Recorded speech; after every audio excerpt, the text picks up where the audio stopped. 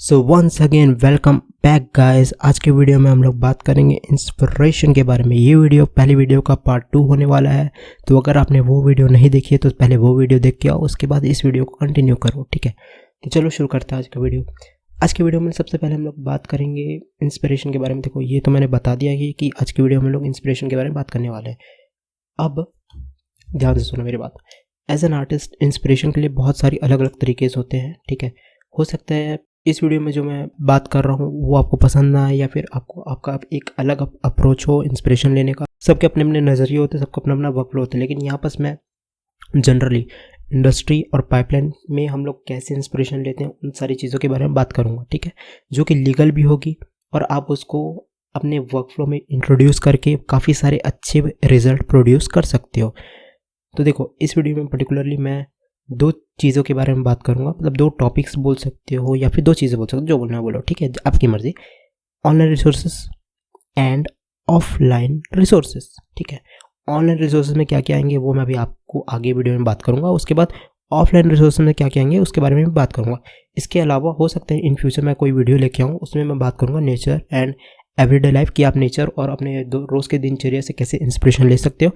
उसका कुछ पार्ट इस वीडियो में रहेगा, तो उसके लिए टेंशन ना लो। जिसमें नेक्स्ट वीडियो में मैं मतलब चीज़ें काफ़ी ज़्यादा सफल ना हो, इसलिए मैं दोनों को अलग अलग रख रहा हूँ। ठीक है, अभी मैं नेक्स्ट वीडियो में क्या रहेगा उसको मैं बता देता हूँ। आर्किटेक्चर, ठीक है, nature walks, experimentation, personal project challenges, collaboration with communities, design challenges, join artist communities, collaboration with others, इन सब के ऊपर मैं बात करूंगा। मेडिटेशन एंड माइंडफुलनेस सबसे इंपॉर्टेंट चीज़। उसके बाद है थंबनेल डिज़ाइन, शॉर्ट डिज़ाइन, सब सारी चीज़ें। ठीक है, अभी इस चैनल पे बहुत ही अमेजिंग कंटेंट आने वाला है, तो अगर आप लोगों ने सब्सक्राइब नहीं किया है तो वो आपका लॉस है। ठीक है, मैं उस पर कुछ नहीं करूँगा। ठीक है ना, मैं बोलूँगा भी आपको सब्सक्राइब करने। ठीक है, तो चलो वीडियो को शुरू करते हैं। सबसे पहले हम लोग बात करेंगे ऑनलाइन रिसोर्सेज के बारे में। ठीक है, एज एन आर्टिस्ट आप लोग ऑनलाइन रिसोर्सेज को कैसे यूज़ कर सकते हो। ठीक है, अब देखो, ऑनलाइन रिसोर्सेज को मैंने यहाँ पर इस वीडियो में दो पार्ट्स में डिवाइड किया हुआ है, ताकि चीज़ें और भी ज़्यादा सिंपल होती जाए। ठीक है, आराम से बैठो, चेयर ले लो, ईयरफोन लगा लो। वैसे मैं गाली गलौज तो करता नहीं, तो ईयरफोन नहीं भी लगाओगे तो भी चलेगा।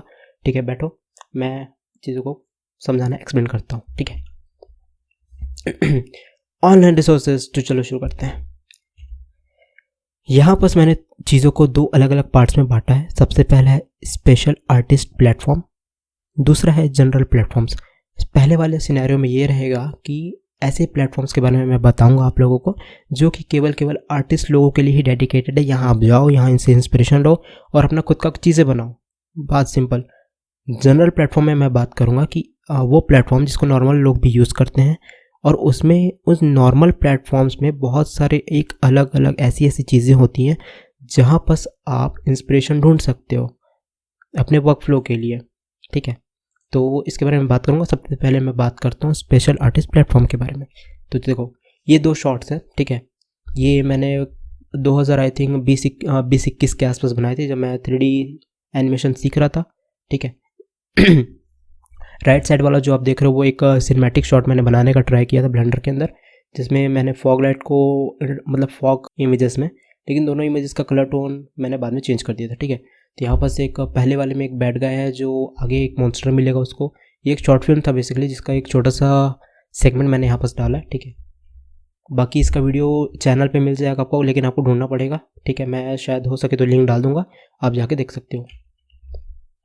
तो चलो बात करते हैं स्पेशल आर्टिस्ट प्लेटफॉर्म के बारे में, यानी कि वो प्लेटफॉर्म जो केवल आर्ट कम्युनिटीज़ को ही डेडिकेटेड है। ठीक है, जिसमें से पहला है बिहेंस। ठीक है, अब इस प्लेटफॉर्म में आपको मिलेगा क्या। देखो, अगर आपका पैशन है ग्राफिक डिज़ाइनिंग, या फिर आप ग्राफिक डिज़ाइनिंग करते हो, क्लाइंट्स के लिए चीज़ें बनाते हो, लेकिन कभी कभी क्या होता है हम लोग को इंस्पिरेशन नहीं मिलता है, अपन फ्रस्ट्रेट हो जाते हैं, क्योंकि हर क्लाइंट का अलग अलग रिक्वायरमेंट होता है और हम लोग को उस एक पर्टिकुलर टाइम पे उस क्लाइंट का प्रॉब्लम को सॉल्व करना रहता है। तो ये वाला जो प्लेटफॉर्म है, यहाँ पर जो इंडस्ट्री में जो नए नए ट्रेंड्स चल रहे होते हैं उसके बारे में आपको पता चलेगा। अगर आप अपने घर में बैठ के अपने लैपटॉप में सिर्फ काम करते हो, काम कर रहे हो, प्रोजेक्ट्स ही बना रहे हो, लेकिन आपको ये नहीं पता कि इंडस्ट्री में क्या चल रहा है, कौन सा ट्रेंड चल रहा है, तो हो सकता है कि आपका वर्क क्लाइंट को पसंद ना आए, क्योंकि उसको एक इंडस्ट्री स्टैंडर्ड का वर्क चाहिए था और आपने मतलब एक रैंडमली अपने थॉट प्रोसेस के हिसाब से उसको बना के दे दिया।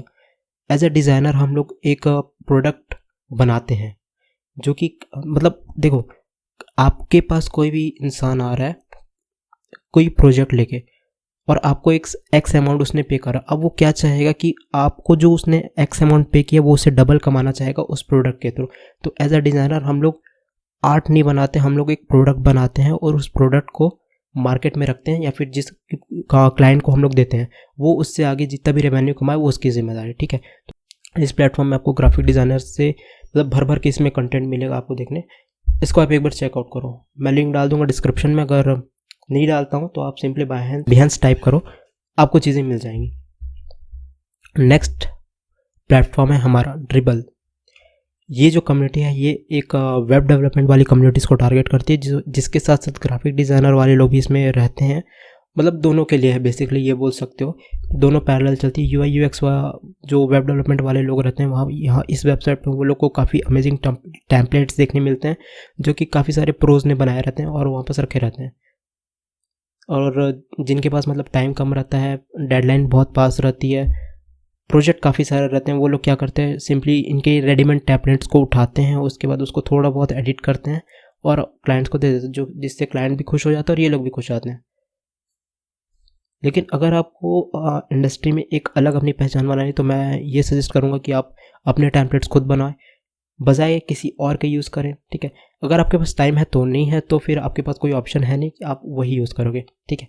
नेक्स्ट बात करते हैं हम लोग आर्ट स्टेशन के बारे में। ये मेरा पर्सनली बहुत ही ज़्यादा फेवरेट वेबसाइट बोल सकते हो या फिर ऐप बोल सकते हो, क्योंकि इसके दोनों वर्जन अवेलेबल है। वेबसाइट में काफ़ी सारे मतलब एक्स्ट्रा फीचर्स आपको देखने मिलते हैं, जैसे इनके प्रोडक्ट्स आराम से आपको देखने मिलते हैं, जो कि प्रोडक्ट भी, मैगजीन्स भी और इनके एक स्पेशल पोस्टर्स भी आपको इन्हीं के वेबसाइट में देखने मिलते हैं। लेकिन अगर आप इनका ऐप वर्जन यूज़ करते हो तो आपको ऑप्शंस काफ़ी ज़्यादा ढूंढने पड़ते हैं और कई बार आपको मिलते भी नहीं है। तो आप ऐप वाला वर्जन फ़ोन में ट्राई कर सकते हो। ऐप वाले वर्जन में अच्छी बात यह है कि आप चीज़ों को आसानी से डाउनलोड कर सकते हो, और हालांकि वेब वर्जन में भी हो जाता है, लेकिन आप फ़ोन में क्या है, जनरली हम लोग लैपटॉप पे भी कंप्यूटर कहीं भी लेके नहीं जाते। अगर आप मान लो किसी फंक्शन में गए हो या फिर आपके पास खाली टाइम है, आप फ्री बैठे हो अपने ऑफिस में या फिर कहीं भी, तो आप अपने सिंपली फ़ोन में निकाल के ड्राइंग को प्रैक्टिस कर सकते हो, स्केच बना सकते हो क्योंकि यार हम लोग कई बार सिस्टम लेके नहीं चलते हैं। तो इस वेबसाइट में हम देखने मिलेगा क्या, इस वेबसाइट में आपको काफ़ी सारे प्रोज के वर्क देखने मिलेंगे। इस वेबसाइट में आपको स्टूडियोज़ के अलग अलग अपने पेजेस बने हुए होते हैं, वो लोग अपने यहाँ पास वर्क पेश करते हैं अलग अलग चीज़ों को, मतलब जो भी प्रोजेक्ट्स चल रहे होते हैं, मतलब जैसे कोई नई मूवी आ रही है, जैसे डेडपूल 3 आई थी, तो उसमें जितने भी कॉन्सेप्ट आर्टिस्ट ने काम किया था या फिर जिनका वर्क रिजेक्ट हुआ था उस पर्टिकुलर ड्यूरेशन के अराउंड, या फिर जिन्होंने फ़ैन आर्ट बनाने का ट्राई किया था उस पर्टिकुलर फिल्म के अराउंड, वो सारे सब इसमें डाल देते हैं। और हो सकता है किसी का कलर आपको अच्छा लगे, किसी का डिज़ाइन अच्छा लगे, तो कलर और डिज़ाइन मिला के आप अपने खुद के नए चीज़ों को बना सकते हो। मतलब ये इंस्पिरेशन का पूरा भंडार ही कहूँ तो। यहाँ पर आपको environment design, concept design, fantasy, book cover, illustration और भी एंडलेस चीज़ें आपको देखने मिलेगी। इस वेबसाइट में mostly artist industry standard softwares को यूज़ करते हैं, और आप इससे इंस्पिरेशन, सबसे बड़ा इंस्पिरेशन ये ले सकते हो कि कई बार क्या होता है, एज अ बिगनर जब हम इस फील्ड में एंटर करते हैं तो हम लोग को सॉफ्टवेयर चलाने ही नहीं आते काफ़ी सारे। तो जब और हम लोग मान लो एक सॉफ्टवेयर जैसे फोटोशॉप हम लोग अच्छे से सीख गए, तो हम लोग फोटोशॉप में फंस के रह जाते हैं। जब हम लोग ऐसे प्लेटफॉर्म से जाते हैं जहाँ बहुत सारे आर्टिस्ट रहते हैं और वो लोग को हम मतलब नीचे इसमें एक ऑप्शन रहता है आर्टवर्क का, कि आप देख सकते हो कि इस पर्टिकुलर आर्टवर्क को बनाने के लिए कौन कौन से सॉफ्टवेयर का यूज़ किया गया है। तो जैसे ही आप वहाँ पर सॉफ्टवेयर देखते हो, अच्छा हाँ ये नया सॉफ्टवेयर है, तो आप इसके बारे में रिसर्च करते हो, अच्छा ये काम कैसे करते हैं फिर। लेकिन कई बार हम लोग फ्रस्ट्रेट हो जाते हैं, लेकिन हमको जब उसका एंड रिजल्ट पता चलता है कि इस सॉफ्टवेयर का यूज़ करके हम लोग ये वाला रिजल्ट अचीव कर सकते हैं, तो आपको एक मोटिवेशन मिलता है। तो यहाँ से आपकी आर्टिस्टिक जर्नी और एक नेक्स्ट लेवल पे जा सकती है। ज़्यादा मैं नहीं बताऊँगा इस वेबसाइट के बारे में, क्योंकि आप खुद जाके एक्सप्लोर करो एक बार और मुझे कमेंट करके बताओ कि ये वाली वेबसाइट आपको कैसी लगी। बहुत सारे लोगों ने, अगर जो मुझे लॉन्ग टर्म से फॉलो कर रहे हैं या फिर सीजी इनसाइडर में वीडियोस देख रहे हैं, वो लोग इस वेबसाइट के बारे में पहले से ही जानते होंगे। नहीं जानते तो कोई बात नहीं, अभी मैंने बता दिया, एक बार मस्ट इसको चेकआउट करना, ठीक है। यहाँ पर ये देखो दो अलग अलग चीज़ें हैं। ये वाला मैंने एज अ रेफरेंस यूज़ किया था एक क्लिप से, ठीक है, जो कि एक गेम बनाने वाली कंपनी का था या फिर किसी का भी था। ये मेरे लैपटॉप में पड़ा हुआ था जब मैं इस वीडियो को बनाने के लिए रेफरेंस गैदर कर रहा था, तो मुझे ये वाला मिला। राइट वाला किसी और का है, लेफ्ट वाला मेरा है, ठीक है। ये एजुकेशन पर्पस के लिए था और ये एक पब्लिक डोमेन में ये वाला शायद गेम पड़ा हुआ था, तो मैंने यहाँ से उठाया, ठीक है। और ट्राई करो कि जब भी आप स्टडी कर रहे हो या फिर कुछ भी कर रहे हो और उसको अगर सोशल मीडिया पे अपलोड कर रहे हो तो वो एक फ्री या फिर स्टॉक फुटेज या फिर स्टॉक चीज़ें हो जिससे आप लीगैलिटी इश्यूज में ना फंसो। अब बात करते हैं जनरल प्लेटफॉर्म्स के बारे में। अभी बहुत बात कर लिया हम लोगों ने आर्टिस्टिक प्लेटफॉर्म्स के बारे में, अब बात करते हैं जनरल प्लेटफॉर्म के बारे में कि ये क्या होते हैं। जनरल प्लेटफॉर्म्स का मतलब मैंने आपको पहले बताया था। अब बात करता हूँ कि कौन कौन से जनरल प्लेटफॉर्म्स होते हैं। सबसे पहले आता है पिंटरेस्ट। पिंटरेस्ट आप सभी यूज़ करते होगे, मुझे पता होगा, क्योंकि अगर आप एक आर्टिस्ट हो तो आप पिंटरेस्ट के बारे में सुने होगे। भले ही आप एक सेकंड में मानो आर्ट सेक्शन के बारे में सुने, पिंटरेस्ट के बारे में तो सुने ही होगे। इसमें क्या होता है कि ये एक सर्च इमेज सर्च टूल की तरह काम करता है। इस पर आप कुछ भी एक वर्ड लिख दो, जैसे कि आपने लिख दिया कॉन्सेप्ट आर्ट, ये पूरे कॉन्सेप्ट पूरे इंटरनेट को खंगालेगा और पूरे इंटरनेट में जितने भी कॉन्सेप्ट आर्ट से बनी हुई अमेजिंग चीज़ें होंगी आपके सामने ला के रख देगा। अब उस कलेक्शन में आपको सपोज करो एक इमेज पसंद आई, उसकी कलर थ्योरी लेगा, उसका डिज़ाइन पैटर्न लेगा और जो भी उस पर्टिकुलर इमेज में होगा उसी से रिलेटेड आपको नीचे वाली जो सर्च बॉक्स आएगी इसकी, उसमें पूरा कलेक्शन आपको ला के रख देगा आपके सामने। तो ये एक बहुत ही अमेजिंग टूल है, मतलब इसके जैसा टूल मैंने कहीं नहीं देखा अभी तक। अगर आपको पता होगा कि पिंटरेस्ट किस तरह ये एक उसका मतलब पिंटरेस्ट की तरह काम करता है तो मुझे ज़रूर बताना, ठीक है। नेक्स्ट वेबसाइट अगेन इंस्टाग्राम सबका आईडी होगा, ठीक है। यहाँ पर आपको डिज़ाइनर मिलते हैं, अलग अलग स्टूडियोज़ मिलते हैं और साथ ही हैशटैग के थ्रू आप चीज़ों को एक्सप्लोर कर सकते हो। इसके बारे में तो आपको पता ही होगा, तो मैं इसके बारे में ज़्यादा कुछ यहाँ पर डिस्कस नहीं करूँगा। अगला पॉइंट है हमारा फेसबुक ग्रुप्स। अब देखो फेसबुक बहुत पुराने हैं, ठीक है, लेकिन सबसे अच्छी बात ये सबसे पुराना है अभी के टाइम का। और इसमें काफ़ी देखो 2005 के बाद से गेमिंग इंडस्ट्री ग्रो करना स्टार्ट हुई, तो जब और फेसबुक भी पुराना है तो इसमें चांसेस हैं कि जो प्रोज हैं सीनियर लेवल पे उनकी अपनी एक ऑडियंस इसमें ऑलरेडी बनी बुनाई रहती है। तो ये लोग क्या करते हैं कि नए प्लेटफॉर्म्स को एक्सप्लोर ना करने के बजाय अपने पुराने प्लेटफॉर्म की जो इनकी रेगुलर ऑडियंस है, जो इनका कंटेंट कंज्यूम कर रही है, उनके लिए ये लोग अपने ग्रुप्स बनाते हैं जिसमें उनके हिसाब से ये लोग कंटेंट डालते रहते हैं, मतलब अपना वर्क यहाँ पर शो करते रहते हैं। और ग्रुप्स में क्या होता है कि जो उनका एडमिन्स होता है वहाँ पर रूल्स रहते हैं पर्टिकुलरली डिफाइन हो जाते हैं। लेकिन इंस्टाग्राम में भी होता है, लेकिन उसमें सर्च करना थोड़ा सा मुश्किल हो गया, क्योंकि आजकल जो इंस्टाग्राम का एल्गोरिथम, जैसे मैं इंडिया में रहता हूँ तो इंडिया में मोस्टली एल्गोरिथम जो फालतू की चीज़ें होती हैं उनको ज़्यादा सपोर्ट करता है। लेकिन अगर दूसरी तरफ देखें जो आर्टिस्ट लोग रहते हैं उनका वो कितना भी अच्छा हो लेकिन उनके में लाइक्स नहीं आते, वो लोग मतलब एक काइंड ऑफ डिमोटिवेट हो जाते हैं या फिर पोस्ट रेगुलर नहीं कर रहे होते, और कर रहे होते तो लाइक्स बहुत कम रहते हैं, जिससे इंस्टाग्राम उनकी चीज़ों को पुश नहीं कर पाता। और वहीं अगर दूसरी तरफ कोई लड़की है या फिर कोई लड़का है वो बेहुदा हरकत कर रहा है या फिर कोई डांस कर रहा है तो वो बहुत जल्दी प्रमोट होता है। लेकिन वही दूसरी तरफ फेसबुक ग्रुप्स जो है वो एक पर्टिकुलरली आर्टिस्ट लोग ही उसमें आते हैं, वापस लाइक करते हैं, मतलब उनकी एक अलग ही दुनिया हो जाती है वापस। तो मैं ये सजेस्ट करूँगा कि आप कुछ ग्रुप्स में ज्वाइन हो जाओ फेसबुक में, जहाँ पास आपको इंस्पिरेशन मिले, जहाँ पर स्केच के अलग अलग पैटर्न्स आपको देखने मिले, पर्सपेक्टिव क्या होता है, पर्सपेक्टिव में कितने पर्सपेक्टिव से आप डिज़ाइन बना सकते हो, काफ़ी सारी चीज़ें होती हैं वहाँ पर। तो आप उसको एक बार मस्त चेकआउट करो जाके। अगला यहाँ पास आता है डिस्कॉर्ड सर्वर। डिस्कॉर्ड अगेन एक बहुत ही अच्छा प्लेटफॉर्म रहता है। सीनियर आर्टिस्ट वहाँ पास बहुत सारे टिप्स शेयर करते हैं जो कि वो लोग बड़े बड़े आर्ट स्कूल्स में जाके सीखते हैं, वो ईजिली वहाँ पास पब्लिश कर देते हैं। और मतलब वहाँ पास एक कम्युनिटीज़ है जिसमें भाईचारा बढ़ाते हैं वो लोग, वहाँ पास आप जा सकते हो और वहाँ पास लोगों की चीज़ों को देख के इंस्पिरेशन लेके वहाँ पास इवन कई सारे डिस्कॉर्ड सर्वर मैंने ऐसे देखे हैं जहाँ पर एक आर्टिस्ट ने पर्टिकुलर एक आर्टवर्क बनाया, फिर बहुत सारे लोग मिलकर उसको ब्रेक डाउन कर रहे हैं और उसके बाद उसके ऊपर बात कर रहे हैं कि इसको ऐसा ठीक किया जा सकता है।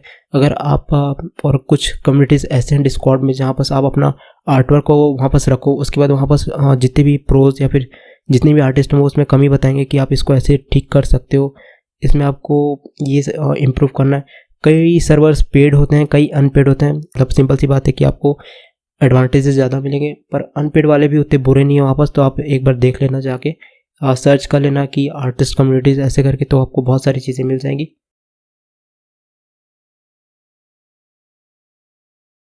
Use 3D websites for inspirations.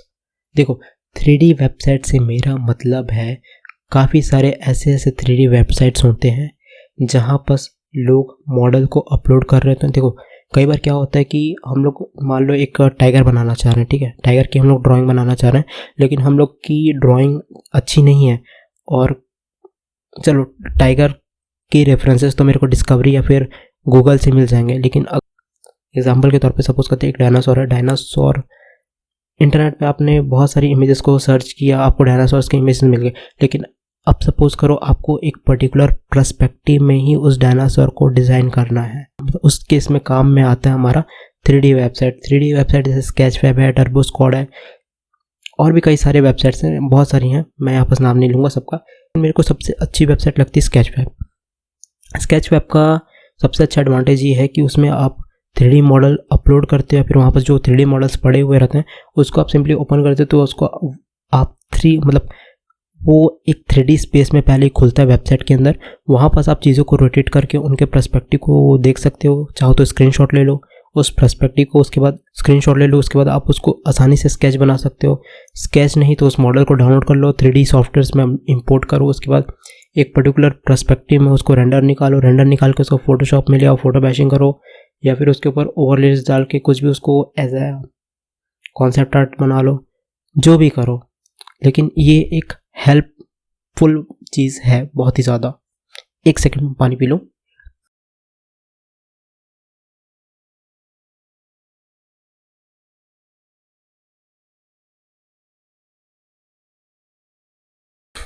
ये वाला जो सीन है ये मैंने ब्लेंडर में बनाया था।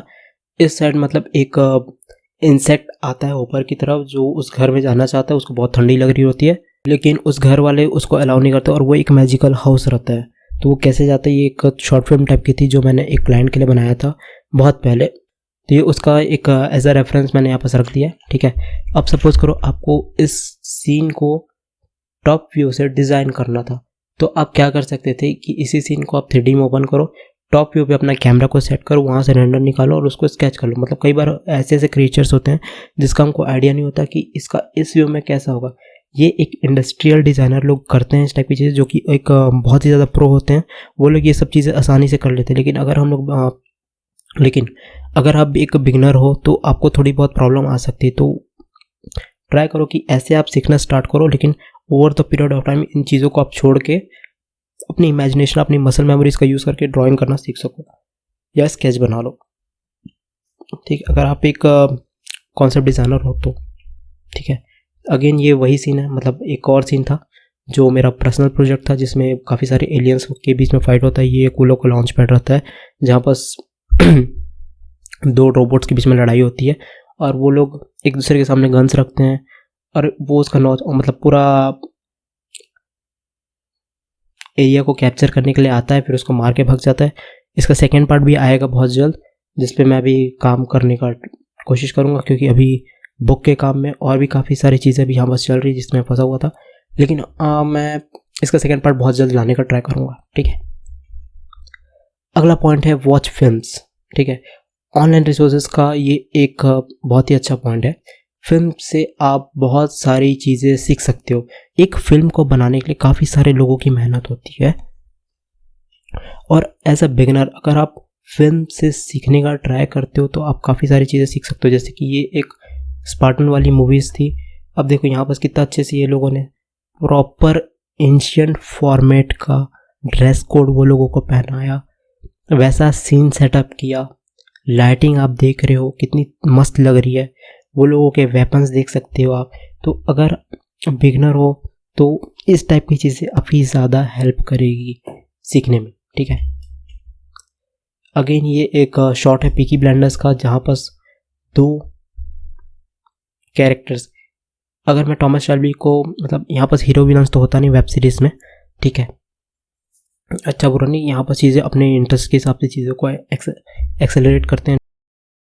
अब चीज़ें सीखने वाली देखो, यहाँ पर ये जो सेट है ये 90s के अराउंड का सेट है, जहाँ पास एक ओपन फील्ड था, और उस फील्ड में ये लोगों ने एक बियर बार सेट किया था, जहाँ बस हाई क्लास लोग आके अपनी ड्रिंक्स को ले सकते थे। और सीन का फॉर्मेट देखो प्रॉपरली, रूल ऑफ थर्ड को यहाँ पास फॉलो किया गया है। आप एक साइड थॉमस शेल्बी को देख सकते हो, उसी के सेम प्रपोर्शन में, मतलब अगर इस सीन को अगर मैं बीच से काटूँ, ठीक है, तो आप देखोगे कि ये जो सिमेट्री बन रही है यहाँ पर दोनों कैरेक्टर्स के बीच, वो एक परफेक्ट सिमेट्री बन रही है, जो कि हमारी आइज़ को बहुत ही ज़्यादा रिलैक्सिंग लगता है देखने के लिए और चीज़ों को बहुत ही जल्दी समझने में।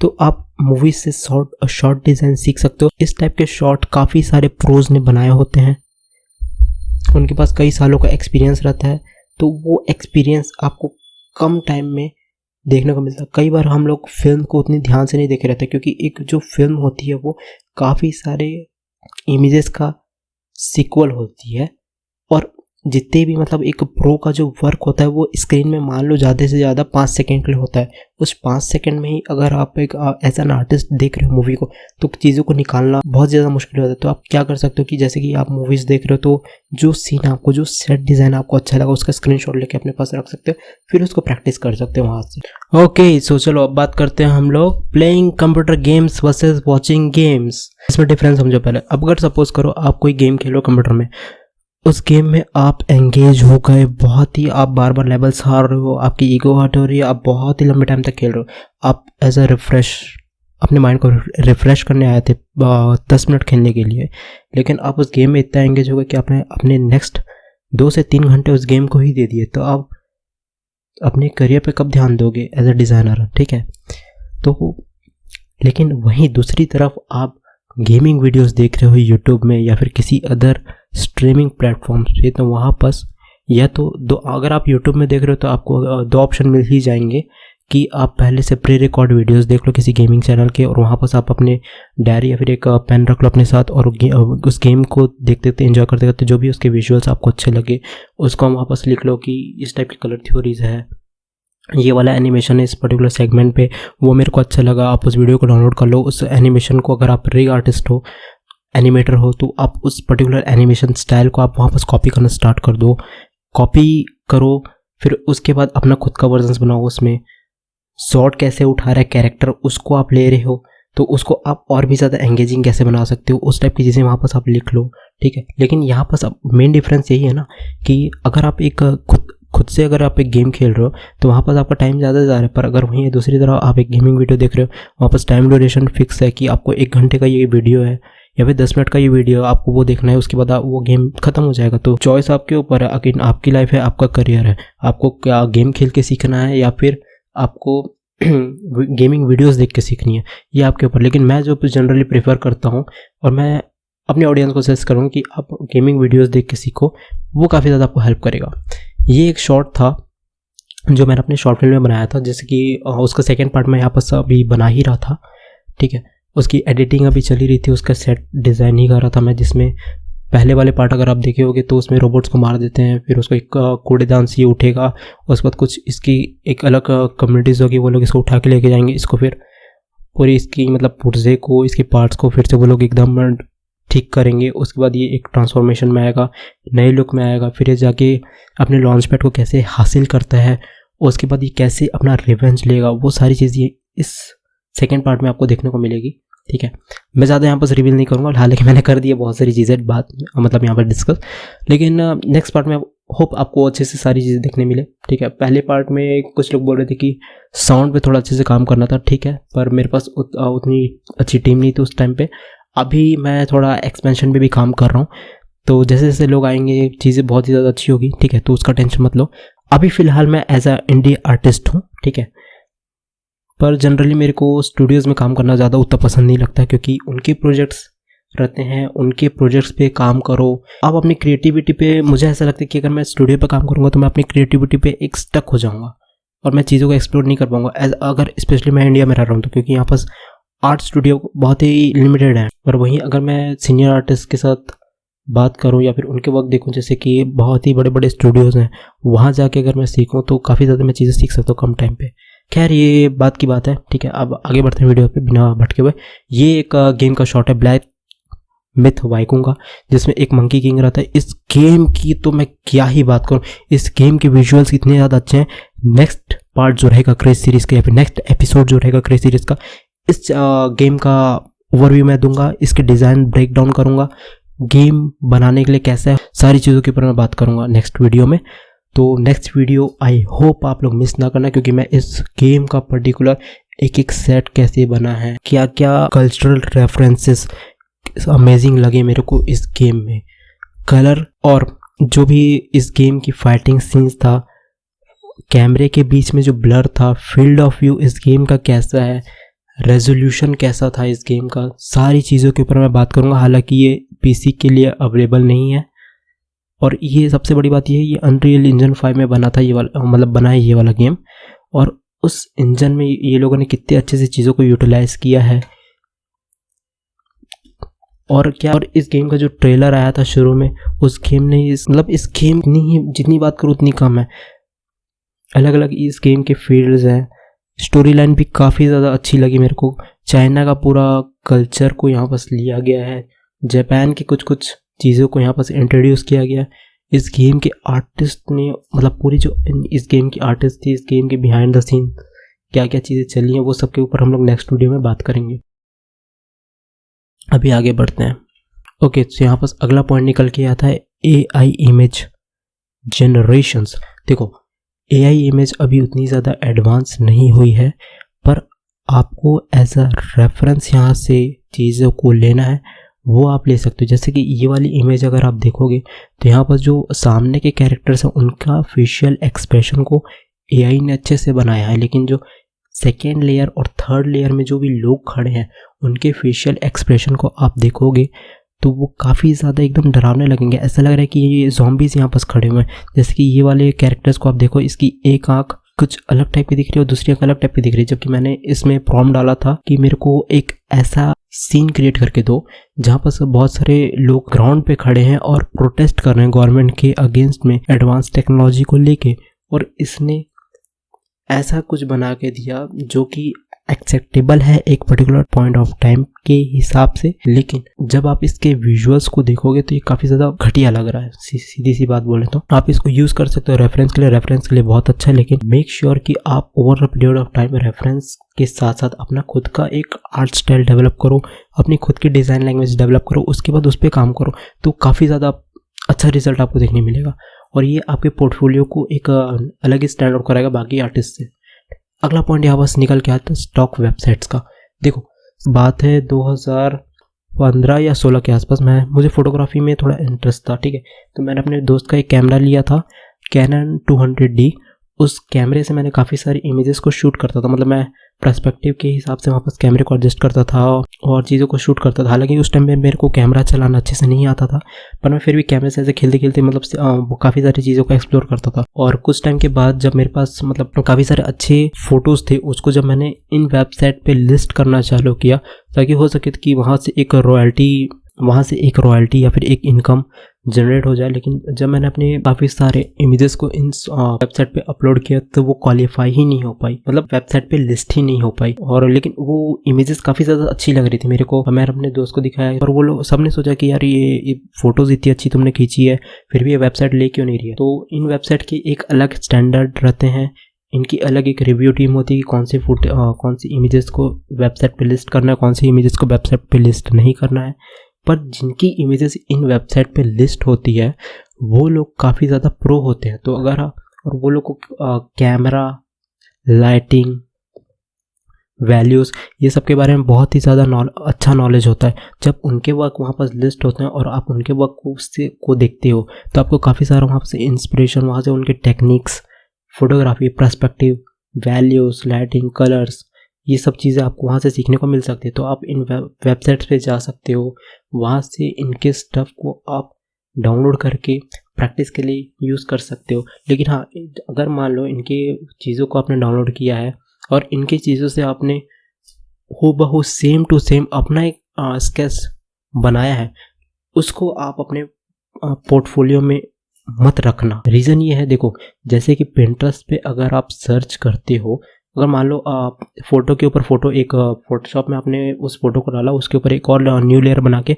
सिंपली उसको आपने ट्रेस कर दिया और उसके ऊपर कुछ थोड़े बहुत वैल्यूज़ ऐड कर दी, लाइटिंग ऐड कर दी, तो आपको तो अच्छा लग रहा है और आप सोच रहे हो कि इसको मैं लिस्ट कर देता हूँ अपने पोर्टफोलियो पे। लेकिन अगर आप इसको जैसे कि मेरे को ये चीज़ें पसंद हो, ठीक है। मेरे को ये चेक करना है कि ये किसी और का तो नहीं इंटरनेट पे पूरे जो आप क्लेम करो कि ये आपने बनाया। देखो बेशक ये आपने बनाया है, लेकिन अगर मैं इसको पिंटरेस्ट पे डालूंगा सेव करके, तो इससे रिलेटेड अगर मेरे को चीज़ें वापस मिल गई तो मैं समझ जाऊंगा कि ये इस पर्टिकुलर आर्टिस्ट का ये ओरिजिनल वर्क नहीं है। तो आपको अपने खुद के स्टफ बनाने सीखने चाहिए। वो over a period of time अपनी खुद की एक डिज़ाइन लैंग्वेज आपको बनानी चाहिए, ठीक है। मैंने कुछ वेबसाइट्स के नाम लिखे हैं, पिक्साबी, अनस्प्लैश, पिक्सल, फ्रीपिक। देखो शुरू के 3 जो है वो स्टॉक फुटेज वेबसाइट है। इस पर आपको वीडियोस भी देखने मिलेंगे, इसमें आपको इमेजेस भी देखने मिलेंगे, इसमें आपको म्यूजिक भी देखने मिलेगा कुछ में। लेकिन इन तीनों में आपको मोस्टली फोटोग्राफी से रिलेटेड चीज़ें देखने को मिलेगी। हर टाइप के आपको वहाँ पर एंशिएंट, मिडिवल, मॉडर्न सब चीज़ें देखने को मिलेगी। प्लस नेचुरल फोटोग्राफी क्या होती है, कल्चरल फोक्स, काफ़ी सारी चीज़ें यहाँ पर देखने मिलेगी। लेकिन जो फ्रीपिक है वहाँ पर आपको इलिस्ट्रेशन स्टफ ज़्यादा देखने को मिलेगा। iStock भी है, वो काफ़ी ज़्यादा मतलब एक पेड वेबसाइट है, एडोबी की है ऐसा बोलते हैं। iStock जो है वो एक एडोबी की ही एक वेबसाइट है, वहाँ पर काफ़ी सारी चीज़ें हम लोग को पेड देखने को मिलती हैं, ठीक है। नेक्स्ट है कैनवा। अब देखो कैनवा में आपको चीज़ें वहाँ पर जाके आप क्रिएट करते हो, लेकिन वहाँ पर काफ़ी सारे प्री मेड टेम्पलेट्स होते हैं कैनवा के अंदर उनको आप ले सकते हो अपने डिज़ाइन को इम्प्रूव करने के लिए, या फिर उनकी डिज़ाइन से आप इंस्पिरेशन ले सकते हो कि ये लोग फ़ॉन्ट को बड़ा कब करते हैं, फ़ॉन्ट को छोटा किस सिनेरियो पे करते हैं, कलर्स कौन से इंट्रोड्यूस करते हैं। अगर मान लो मेरे को अगर एक बच्चों के लिए कुछ डिज़ाइन बनाने हैं तो वहाँ पर किस टाइप के कलर यूज़ होने वाले हैं। यहाँ पर जो प्रोज रहते हैं, मतलब मेरे को तो ऐसा लगता है कि कैनवा की एक अपनी अलग टीम है जो लोग वहाँ पर बैठे हैं, और वो लोग ही चाह रहे हैं कि कुछ प्रोफेशनल डिज़ाइनर को वो लोग हायर किए, और वही लोग जो पेड और जो ठीक ठाक टेम्पलेट्स रहते हैं उसको डिज़ाइन करके रखे रहते हैं, ताकि इनकी वेबसाइट पे हर टाइप के यूज़र्स आते रहे जो फ्री में भी चीज़ों को यूज़ कर सके, और जिनको पेड जो थोड़े से पैसे दे सकते हैं वो भी चीज़ों को यूज़ कर सके। अगला है iStock, अगला है शटरस्टॉक और एडोबी स्टॉक। ये दोनों जो वेबसाइट्स हैं इनमें चीज़ें फ्री देखने को तो मिलती है, लेकिन जो काफ़ी अच्छी चीज़ें होती हैं उनके लिए आपको पैसे यहाँ पर पे करना पड़ता है इन वेबसाइट्स। इसके बारे में और मैं आप लोगों को ऑलरेडी बता चुका हूँ, तो इसके बारे में अब डिस्कस नहीं करते, अब मूव करते हैं नेक्स्ट पॉइंट के अंदर। ये देखो जब मैं एक टेम्पल विजिट करने गया था, ये फ़ोटो मैंने तब खींची थी, और ये वो फ़ोटो है जो मैंने अपने दोस्त के कैमरे से खींची थी, कैनन 200D से। अब देखो ये दोनों जो फ़ोटोज़ हैं इनको मैं यूज़ कर सकता हूँ स्केच बनाने के लिए, प्रैक्टिस करने के लिए नेचुरल थिंग्स को। यहाँ पास आर्किटेक्टिंग है। अब देखो ये जो टेम्पल बना हुआ है इसकी आर्किटेक्ट को देखो, प्रॉपर यहाँ पास पर्सपेक्टिव है, ऊपर में एकदम हाई लेवल ऑफ डिटेल्स आपको देने पड़ेंगे। इस टाइप की चीज़ से आप प्रैक्टिस कर सकते हो, ये आपकी आर्टिस्टिक जर्नी को एक हेल्प ही करेगा। तो स्टॉक फुटेजेस काफ़ी ज़्यादा हेल्पफुल होते हैं। बस ये जो मैं क्रिसमस के टाइम पे चर्च पे गया था, चर्च ये वाला फुटेज चर्च का है, ये एक स्ट्रीट का है जहाँ पर ये अंकल पराठा बना रहे थे। अब अगले पॉइंट पे आते हैं, डिज़ाइनर व्लॉग एंड मैगजीन्स। अब देखिए यहाँ पर जो भी प्रो डिज़ाइनर्स होते हैं उनके अपने अलग व्लॉग्स रहते हैं, व्लॉग्स पे वो लोग रेगुलर कंटेंट डालते रहते हैं। वहाँ पर की ऑडियंस ही अलग रहती है जो व्लॉग को देखने आती है, उनकी पोस्ट को पढ़ने आती है कि वो हर डिज़ाइंस के बिहाइंड वो लोगों ने क्या काम किया था, कैसे रेफरेंस वो लोगों ने इस डिज़ाइन को बनाने के लिए यूज़ किए थे, कौन सी बुक्स वो लोग पढ़ते थे, ये मतलब कौन सा आर्ट कौन सी बुक की लाइन से इंस्पायर है। बहुत सारे आर्टिस्ट ये सब चीज़ें भी वहाँ पर अपलोड करते हैं। तो मेक श्योर जिस भी आर्टिस्ट को आप फॉलो करते हो उसका एक पर्टिकुलर ब्लॉग पेज है तो आप उसको भी फॉलो करो। हो सके तो टाइम को टाइम उनके व्लॉग्स को आप चेक करते रहो, क्योंकि ये लोग काफ़ी सारे क्योंकि ये लोग के जो फ्रेंड्स रहते हैं वो ऑलरेडी बहुत बड़े बड़े इंडस्ट्री में काम कर रहे होते हैं। तो ये लोग इंडस्ट्री ट्रेंड्स को और ये लोग जो बातचीत करते हैं वो लोग को भी यहाँ पर वो लोग शो करते हैं कि मैं इस आर्टिस्ट से मिला था तो हम लोगों ने ये डिस्कस किया, हम लोगों ने ये स्टफ क्रिएट किया, हम लोगों ने कोलैबोरेशन किया। ये उनके व्लॉग्स में आप लोगों को देखने मिलेगा। जैसे कुछ व्लॉग्स हैं मैं डिस्क्रिप्शन में जैसे कुछ बहुत अच्छे व्लॉग्स हैं जहाँ पर मेरे को इंडस्ट्रियल डिज़ाइन सीखने को मिला। कुछ व्लॉग्स ऐसे हैं जहाँ पर सुपर कार्टूनी चीज़ें वो लोग शोकेस करते थे। मतलब मैं इंस्टाग्राम में ऐसे स्क्रॉल कर रहा था एक दिन, तो मेरे को एक पेज मिला, एक बहुत ही अच्छे आर्टिस्ट थे, तो उनका व्लॉग का लिंक उनके इंस्टाग्राम के बायो में था। तो मैंने वहाँ क्लिक किया, तो मैं उसके ब्लॉग पे गया, तो ब्लॉग पे उनके कंटेंट का पूरा भरमार था। उसको मैं डिस्क्रिप्शन में डाल दूँगा वाली लिंक को। अगला पॉइंट यहाँ पर है मैगजीन्स। बहुत आप मंथली मैगजीन्स का सब्सक्रिप्शन ले सकते हो अगर आप अफोर्ड कर पाओ तो, नहीं तो फिर टेलीग्राम जैसे कुछ पे इस टाइप की चीज़ें फ्री में भी मिलते रहती है। टाइम को टाइम ब्लॉग्स वगैरह पे भी ये लोग शोकेस करते हैं अपनी खुद का और बहुत सारे यूट्यूबर्स इनकी मैगजीन्स का ब्रेकडाउन भी बनाते हैं, तो आप उनको भी चेकआउट कर सकते हो। और डिज़ाइन मैगजीन्स पढ़ने का फ़ायदा ये रहता है कि वहाँ पास काफ़ी सारे प्रोज रहते हैं, उनकी डिज़ाइंस का ब्रेकडाउन किया रहता है। ये अगेन मैंने ये दोनों को सेम इसलिए रखा है क्योंकि दोनों का काम सेम रहता है। एक डिज़ाइन ब्लॉग्स जो रहता है वो आपको ऑनलाइन फॉर्मेट में मिलता है, मैगजीन जनरली ऑफलाइन भी मिलती है और ऑनलाइन भी मिल जाती है। तो ऑनलाइन पीडीएफ के फॉर्म्स में आप लोगों को पढ़ने को मिल जाएगी। अगर आपको मिल रही है तो आप वहाँ से पढ़ सकते हो, नहीं मिल रही तो किसी अपने पास के स्टोर पे उन डिज़ाइंस मैगजीन्स को मंगा लो बाहर से। उसके बाद सब्सक्रिप्शन ले लो अगर अवेलेबल हो सके तो, और उसको पढ़ना स्टार्ट करो।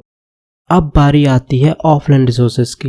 ऑफलाइन रिसोर्सेज कौन कौन से होते हैं, अब बात करते हैं ऑफलाइन रिसोर्सेज के बारे में। तो ऑफलाइन रिसोर्सेज में सबसे पहले नंबर पे जो आता है वो है बुक्स। अब देखो ये सुनने में काफ़ी ज़्यादा बोरिंग लग रहा होगा कि सर हम लोग बुक्स से कॉन्सेप्ट डिज़ाइन कैसे बना सकते हैं। ठीक है, बताता हूँ कैसे। देखो बुक्स के भी अलग अलग टाइप्स रहते हैं। अगर आपको बुक्स पसंद नहीं है तो हो सकता है कि आपको अभी तक अपने कैटेगरी की बुक ना मिली हो। अपने कैटेगरी से मेरा मतलब ये है कि बुक्स की भी काफ़ी अलग अलग कैटेगरीज रहती है। जैसे कि किसी को सेल्फ हेल्प बुक पढ़ना पसंद है, किसी को बायोग्राफीज पढ़ना पसंद है, किसी को साईफाई चीज़ें पढ़ना पसंद है, किसी को एडवेंचरस नावल पढ़ना पसंद है, किसी को फैंटेसी नॉवेल्स पढ़ना पसंद है, किसी को लव स्टोरी पढ़ना पसंद है। इसमें काफ़ी सारी कैटेगरीज। अगर मैं बात करना स्टार्ट करूँ तो ये ऐसा टॉपिक है जो कभी ख़त्म ही ना हो।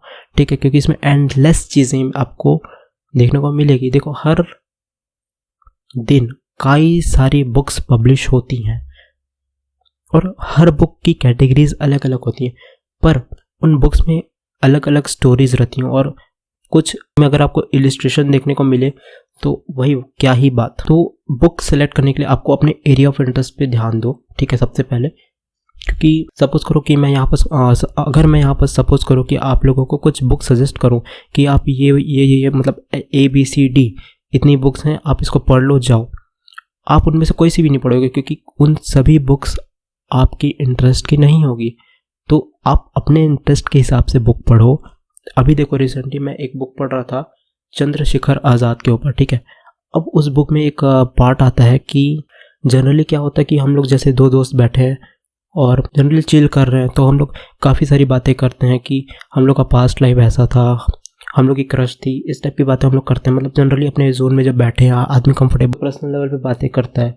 लेकिन जब मैं उस बायोग्राफी को पढ़ रहा था तो उसमें एक ऐसा सीन आता है जहाँ पर उनका फ्रेंड उनको पूछता है कि अगर शादी होती, तुम्हारी वाइफ होती तो तुम क्या करते।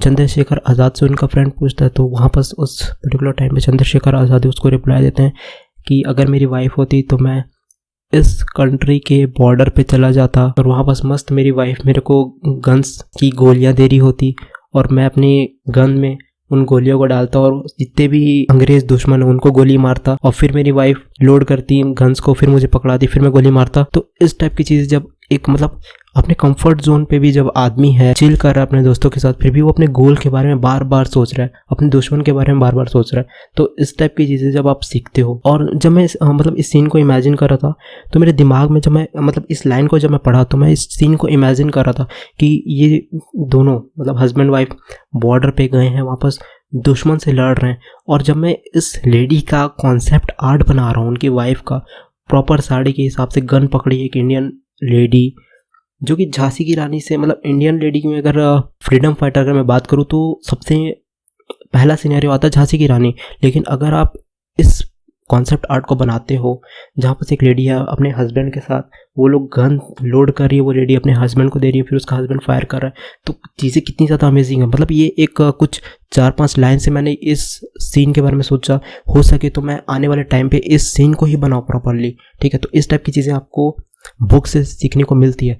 जनरली मैं बायोग्राफीज़ को प्रेफर ज़्यादा करता हूँ क्योंकि मुझे बायोग्राफीज़ पढ़ने में बहुत ज़्यादा मज़ा आता है। ठीक है, मैंने स्वामी विवेकानंद के ऊपर एक बायोग्राफी पढ़ी थी। एक सीन आता है जहाँ पर उनके पास खाने के लिए पैसे नहीं होते, फिर भी वो भजन कर रहे हैं, और जब वो अलग अलग ऐसा मतलब जब उनके गुरु की डेथ हो गई थी तो वो सभी भाई मठ को चलाते थे।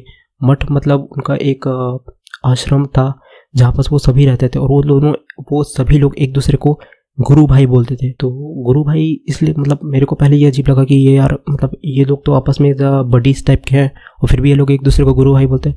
फिर मेरे को बाद में जब मैं बुक को आगे जैसे जैसे पढ़ा तो जिस स्पिरिचुअल टीम में वो लोग बढ़ रहे थे तो वो लोग एक लेवल को अचीव कर लेते हैं और उस लेवल को अचीव करने के बाद वो लोग एक दूसरे को नॉर्मल भाई नहीं, वो लोग एक गुरु के स्टेट में आ जाते हैं और वो सभी मठ के सभी लोग उस गुरु की स्टेट में आते हैं।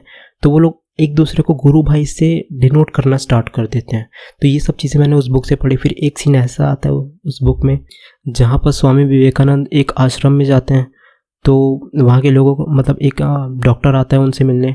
तो वो जब स्वामी विवेकानंद को एज अ मेडिटेशन की मुद्रा में देखता है, मेडिटेशन करे स्वामी विवेकानंद, तो वो इतने सुंदर लग रहे होते हैं कि वो आदमी उसको देखता ही रह जाता है। तो ये एक सीन था, मतलब मैं सोच रहा था इसको इमेजिन करता कि मैं इसको रूल ऑफ थर्ड के हिसाब से अगर प्लॉट करूँ सीन को, तो लेफ्ट साइड में मैं स्वामी विवेकानंद को बनाता हूँ और राइट साइड में उस पर्टिकुलर डॉक्टर को बनाता हूँ जो टेलीस्कोप वगैरह लेके आगे वहाँ पास खड़ा हुआ है। उसके बाद स्वामी विवेकानंद को देख रहा है, वो मेडिटेशन कर रहा है, ना वो उसको डिस्टर्ब कर रहा है, वो बस देखे जा रहा है और देख के स्माइल कर रहा है। इस तरह की चीज़ें मैं सोचता हूँ जब मैं किसी चीज़ों को पढ़ता हूँ। ठीक है, तो आप बुक से इस टाइप की चीज़ें सीख सकते हो। आप अगेन आपके इंटरेस्ट के ऊपर है, आप आपकी अपनी इंटरेस्ट के हिसाब से आप बुक पिक करो, उसके बाद उसको पढ़ना स्टार्ट करो जो कि आपको काफ़ी ज़्यादा अच्छा लगेगा। तो ये मैं बुक शॉप पे जाता रहता हूँ बिलासपुर में जनरली, वहाँ पास काफ़ी सारी ये बुक्स हैं जैसे कि डॉक्टर बी आर अम्बेडकर, इनके बारे में जितनी मैं तारीफ़ करूँ उतनी कम है। फिर ये अगेन गांधी, जनरली अगर मैं मतलब ये दोनों बुक्स अगर मैं सामने रखूँ तो बहुत ही ज़्यादा विवाद हो जाएगा, क्योंकि ये दोनों इंसान एज अ हिस्ट्री अगर हिस्टोरिक पर्सपेक्टिव में देखूं तो ऐसा बोला जाता है कि जो अंबेडकर को मानते हैं वो ये सोचते हैं कि गांधी बुरा था, जो गांधी को ज़्यादा बिलीव करते हैं गांधी की फिलॉसफीज़ पे, वो ऐसा सोचते हैं कि अंबेडकर बुरे थे। लेकिन देखो दोनों बुरे नहीं थे, दोनों का अपना अपना कंट्रीब्यूशन था नेशन को डेवलप करने के लिए। बात वहाँ पर इंटरेस्ट की थी। ठीक है, पॉलिटिशियन पॉलिटिक्स करते हैं ताकि वो अपने इंटरेस्ट के हिसाब से चीज़ों को एक्सेलेरेट कर सकें, बाकी वैसा कुछ नहीं है। एज अ डिज़ाइनर आपको चीज़ें सीखनी है, आप सीखो। अगर आपको 90s की चीज़ों को प्लॉट करना है तो आप 90s की किताबों को पढ़ सकते हो। अगर आपको साईफाई चीज़ों पे बनाने में ज़्यादा इंटरेस्ट है तो साईफाई कुछ एक पर्टिकुलर नॉवेल्स होती है, आप उनको पढ़ सकते हो, वहाँ से आप इंस्पिरेशन ले सकते हो। अगेन ये आपके इंटरेस्ट के ऊपर है, आपको किस टाइप की चीज़ें बनाना पसंद है, आपको जो करना पसंद है आप उस टाइप की बुक्स पढ़ो। देखो मेरे को बायोग्राफीज पसंद है, इसलिए मैं जब भी मैं बुक मॉल पर जाता हूँ या फिर कहीं भी बुक की शॉप पे जाता हूँ तो मैं सीधा बायोग्राफीज वाले सेंटर में जाता हूँ। वहाँ पर जो भी बायोग्राफीज मेरे को अच्छी लगती है, मैंने कलाम की इग्नाइटेड माइंड पढ़ी थी, वो बहुत ही ज़्यादा अमेजिंग थी। हर स्टूडेंट को वो बुक पढ़नी ही चाहिए, इग्नाइटेड माइंड्स। उस पर जो फॉर्मूलाज दिए गए हैं, हालांकि देखो वो वाली बुक है वो 2020 के गोल के हिसाब से बनाई गई थी, अभी चल रहा है 2024। यही ना मत सोचो कि यार ये बुक पुरानी हो गई, लेकिन उस बुक पर जो मैसेजेस थे, जैसे कि उनका एक प्लेन क्रैश होता है, प्लेन क्रैश होने के बाद वो इतने चिल रहते हैं, मतलब सोते हैं, फिर उनके सपने में कुछ फ्रीडम फाइटर्स आते हैं, ये सब भी उस बुक में लिखा हुआ है। मैं जहाँ पर ज़्यादा हर चीज़ों को एक्सप्लेन नहीं करूँगा, आप एक बार बुक पढ़ के देखो वो वाली, आपको काफ़ी ज़्यादा इंस्पिरेशन मिलेगी उस बुक से। ठीक है अब जब आप इन बुक से कोई भी स्टोरी सीख रहे हो तो आप खुद के स्केच बना सकते। देखो ये मैंने क्लासरूम, मेरी फिज़िक्स की क्लास चल रही थी जब मैं कॉलेज में था, अपने 2nd या 3rd सेमेस्टर में एफएससी के, तो मैंने ये कुछ रफ ड्राइंग बनाई थी। फिर उसको मैं घर आया था तो मैंने मतलब इसको अलग से कंप्यूटर में प्लॉट किया था। ये लेफ़्ट साइड का ड्राइंग मेरे को मिला नहीं अभी, क्योंकि मेरा कंप्यूटर थोड़ा मिसमैनेज था। ठीक है, क्योंकि बहुत सारे प्रोजेक्ट चल रहे थे तो हो सकता है वो कहीं हो। ये दूसरे साइड में मैंने सोशोलॉजी वाली बुक जो थी, जो आने वाली थी, जिसको मैंने अभी डिले करके रखा हुआ है, ये उसके इलस्ट्रेशन थे। हॉरिजॉन्टल फैमिली और वर्टिकल एक्सटेंडेड फैमिली के ऊपर था ये वाला इलस्ट्रेशन, जिसमें हर टाइप के लोग रहते थे उस फैमिली में। ठीक है, तो ये वाला इलस्ट्रेशन मैंने उसके लिए बनाया था। अब अगर आप बड़े शहर पे रहते हो, मुंबई, बॉम्बे, दिल्ली, इस टाइप की जगहों पे, वहाँ पास उस पर्टिकुलर सिटी में बहुत सारी आर्ट गैलरीज होती हैं। वहाँ पास बहुत ही ज़्यादा सीनियर्स के आर्ट को रखा जाता है। आप वहाँ जाके उनके आर्ट को देख के इंस्पायर हो सकते हो। अगर आप आर्ट गैलरीज में जाओगे तो हो सकता है आपको ऐसा लगे कि यार ये वाली जो ड्राइंग है इसमें तो कुछ खास है नहीं, फिर भी इसको यहाँ पास इतनी महंगी प्राइस में रखा गया है और इसको सेल भी कर रहे हैं, लोग खरीद भी रहे हैं इस टाइप की चीज़ों को। देखो आर्ट मोस्टली लोग जब खरीदते हैं तो उनके दिमाग में जो इम्प्रेशन पड़ता है आर्ट को देख के, जो वो फील करते हैं, उसके हिसाब से वो लोग उन आर्ट को खरीदते हैं। तो अगर आप आर्ट गैलरी पे जाओगे तो आपको हो सकता है वहाँ पर कोई आर्ट अच्छा ना लगे, लेकिन आपको किसी आर्ट के विजुअल्स इतने अच्छे लगे कि आप उसको फोटो क्लिक करो, अगर आपकी सिटीज़ में अलाउ है तो, या फिर आप अपना आप सिंपली डायरी और पेन में लेके जाओ, तो वहाँ पर आप सिंपली नोट्स बना लो उस पर्टिकुलर आर्ट को देख के। मतलब वो एक ऐसा जोन में आप चले जाते हो जहाँ पर पूरे आर्टिस्ट का ही वर्क वहाँ पर पड़ा रहता है। आप एक अलग जोन में चले जाते हो, आप एक अलग दुनिया में चले जाते हो। तो आर्ट गैलरीज में एक बार सभी को जाना ही चाहिए, ठीक है। एज अ डिज़ाइनर अगर आप एज अ डिज़ाइनर अगर आप जाते हो तो आपको काफ़ी सारी चीज़ें सीखने मिलेगी। आप वहाँ जाके इंस्पायर होगे। वहाँ बहुत सारे आर्टिस्ट हैं जो ट्रेडिशन को फॉलो करते हुए ड्राइंग करते हैं, आप उनको फॉलो कर सकते हो। वहाँ से न्यू आइडियाज़ क्रिएट करके ला सकते हो। आप इतनी ज़्यादा एनर्जी क्रिएट करके ला सकते हो वहाँ से ना कि मत पूछो, क्योंकि मैं ज़्यादा बोलूँगा नहीं। आप जाओ लेकिन प्लीज़, ठीक है, यहाँ जाओ। नेक्स्ट है म्यूजियम्स। देखो, मैं रायपुर का एक म्यूजियम गया था, वहाँ पर काफ़ी सारे छत्तीसगढ़ के कल्चर मैं रायपुर का एक म्यूजियम गया था, वहाँ पर काफ़ी सारे छत्तीसगढ़ के कल्चर को प्रिजर्व करके रखा हुआ है। वैसे म्यूजियम में मैं जा रहा हूँ।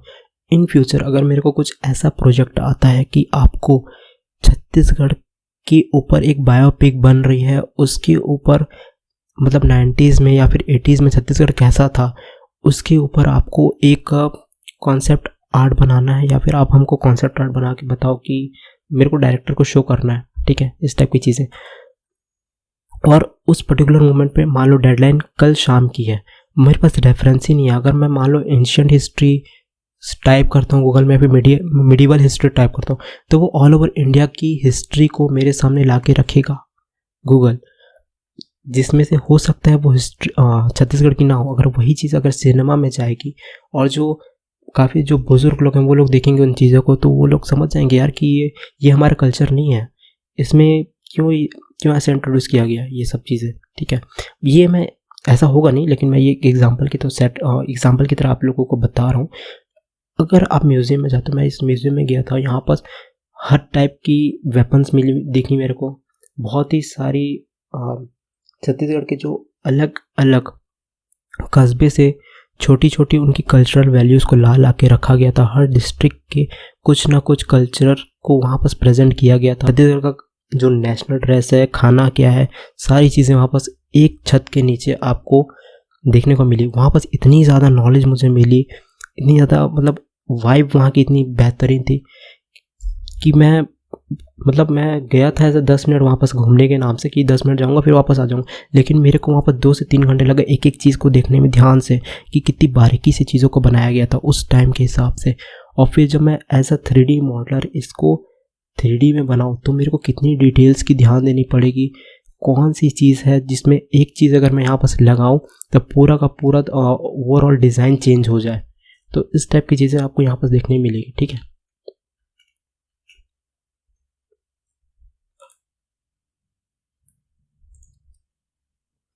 अगला पॉइंट है कॉन्फ्रेंस एंड वर्कशॉप। अगर आप आर्ट स्कूल में हो तो आपके स्कूल में वर्कशॉप तो डेफिनेटली कंडक्ट होती होगी, लेकिन अगर आप आर्ट स्कूल नहीं गए हो कभी, पर कुछ शहरों में ऐसा होता है कि आर्ट वर्कशॉप या डिज़ाइन वर्कशॉप कंडक्ट किया जाता है, जहाँ पर काफ़ी सारे सीनियर आर्टिस्ट आते हैं। वहाँ पर वो लोग बात करते हैं प्रॉपर्ली बैठ के, अलग अलग डिज़ाइंस को वो लोग एक्सप्लेन करते हैं। वहाँ पर एज अ फ्रेश ही अगर आप जाते हो तो आपको काफ़ी सारी चीज़ें वहाँ पर सीखने को मिलेगी। एक फेमस एनिमे डायरेक्टर है जिसने योर नेम बनाया, उसका नाम आप कमेंट करके बताओ, ठीक है। योर नेम बनाया उसने, और अभी एक और मूवी आई थी उनकी, कौन सी थी नाम उनका, सुजुमे आई थिंक यही नाम था शायद उसका। हाँ, उन्होंने ये भी बनाई थी। तो वो रिसेंटली आए थे, तो जब वो आए थे तो काफ़ी सारे सीनियर आर्टिस्ट या फिर जो काफ़ी सारे इंडियन आर्टिस्ट उनसे मिलने गए थे। मुंबई की एक होटल में वो रुके थे, तो काफ़ी सारे आर्टिस्ट लोग उनसे मिले।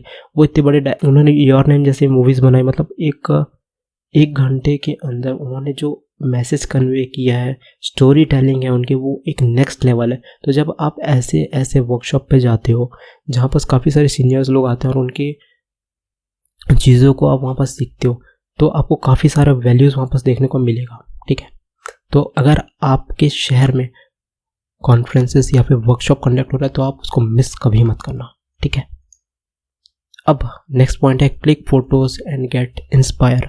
आप अपनी खुद की फ़ोटोज़ को देखो, ये वाली फ़ोटोज़ जो है ये मैं ऐसे ही रैंडमली घूम रहा था तो ये कबाड़ी वाला जा रहा था कबाड़ लेके, लेकिन इस फोटो में देखो जो साइड के विजुअल्स, इसमें मैंने कोई भी एडिट नहीं की थी, ये एक सिंपली कैमरे से क्लिक किया था और मैंने सिंपली इसको यहाँ पास इंपोर्ट कर दिया। लेकिन अब यहाँ पास जब मैं इसको लाइटरूम में इंपोर्ट करूँगा, इसके कलर्स को थोड़ा बहुत चेंज करूँगा, इसमें कलर थ्योरीज ऐड करूँगा तो ये काफ़ी ज़्यादा सही लगेगा। लेकिन अगर मैं इसको ब्लैक एंड वाइट में देखूँ तो ये वैल्यू वाइज एकदम परफेक्ट मैच खाएगा। हो सके तो इसका वीडियो आगे जो भी सीरीज़ होगी मैं इसी सेम इमेज को ब्रेक डाउन करके दिखाऊंगा। अपनी खुद की फ़ोटोज़ खींचो अलग अलग चीज़ों की और उससे इंस्पिरेशन लो, इससे आप काफ़ी ज़्यादा हेल्प होगी स्केच बनाने में। ठीक है, ये देखो ये एक टेम्पल का था जो मैंने खींचा था, इसके सामने पानी था, फिर ये इंडियन स्टाइल में यहाँ पास आर्किटेक्ट थे इसके अलग। ठीक है, अब नेक्स्ट पॉइंट है यहाँ पास यूज टॉयज। अब ये थोड़ा आउट ऑफ द बॉक्स लगेगा क्योंकि हम लोग बच्चे थोड़े ना, हम लोग खिलौने से थोड़े खेले। देखो ये जो एक पांडा है इसको मैंने सामने एक पर्सपेक्टिव में रखा, इसका सिर बड़ा है और पैर छोटा है, मतलब ये एक प्रॉपर लाइन में अलाइन हो रहा है। तो टॉय से क्या होता है, कई बार जैसे मैं स्क्रिप्ट लिखता हूँ किसी कोई शॉर्ट फिल्म की या फिर कोई प्रोजेक्ट पे काम कर रहा रहता हूँ, तो कई बार क्या होता है मेरे पास सोचने के लिए, मतलब अगर एक कैरेक्टर है मेरे पास पांडा का और वहीं पास एक और कैरेक्टर है मान लो लॉयन का, तो ये दोनों कम्युनिकेट कैसे करेंगे, कम्युनिकेट करेंगे तो कितने सेकंड का मेरे को पॉज लेना पड़ेगा। कई बार मैं ऐसा पांडा हे तू इधर क्यों आया है, इस टाइप की चीज़ें मैं एक्सपेरिमेंट करता हूँ। और फिर ड्राइंग पे तो डेफिनेटली ये सब चीज़ें हेल्प करती हैं। और जब मैं शॉर्ट डिज़ाइन कर रहा रहता हूँ तो मेरे को सोचने में काफ़ी ज़्यादा हेल्प मिलती है। जब मेरे पास आसपास टॉयज़ रहते हैं मैं वैसे बातें करता हूँ। तो आज का वीडियो, आई होप ये वाली वीडियो आपको अच्छी लगी होगी। ठीक है, अगर ये वीडियो अच्छी लगी तो चैनल को सब्सक्राइब कर लो। ठीक है, क्योंकि जो अगली वीडियो होगी वो होने वाली है एक गेम प्ले मंकी किंग के ऊपर। ठीक है, तो उस वीडियो में मैं आप लोगों को मिलूंगा। टॉयज़ रख सकते हो अपने साथ, ठीक है, उसके साथ खेलो डिज़ाइन करो, सोचो, जो करना करो, आपकी मर्ज़ी। ठीक है, और ड्राइंग करते रहो, प्रैक्टिस करते रहो और इम्प्रूव करते रहो। मैं आप लोगों को मिलता हूँ नेक्स्ट वीडियो में, तब तक के लिए बाय बाय।